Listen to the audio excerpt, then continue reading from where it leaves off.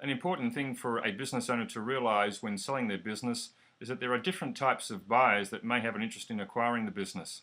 Different buyers come with different backgrounds, different motivations, and so for a business owner to understand those motivations and desires can be important to make sure they present the business correctly to each of those different types of buyers.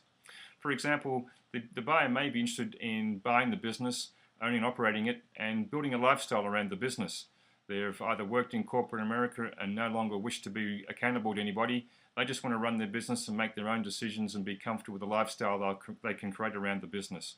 So therefore we call them an individual buyer. Other types of buyers, for example, would be a synergistic buyer. And that's somebody that works in a similar industry to the business that the business is currently working in. And their motivation is to add on the business that's being sold so it complements what they do.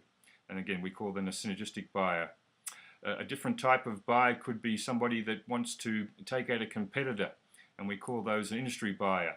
Their motivation is to enhance their business, make it more profitable, and by doing that they take out a competitor, which means they can charge a higher price in the market for their goods and services than having to compete with that competitor head on.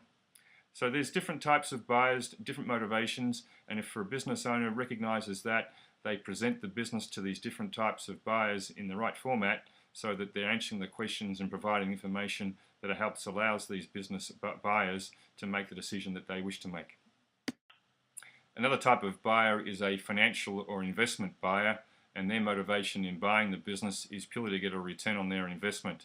They're looking at making all the decisions in the context of putting money into the business and then understanding what return they'll get from making that investment and getting a return on their money. If you'd like to know more about the steps involved in selling a business, you're welcome to visit my website where I've got a one-page summary of the steps involved, and the link to my website is shown at the end of this video. Thank you, and I wish you success with the selling of your business.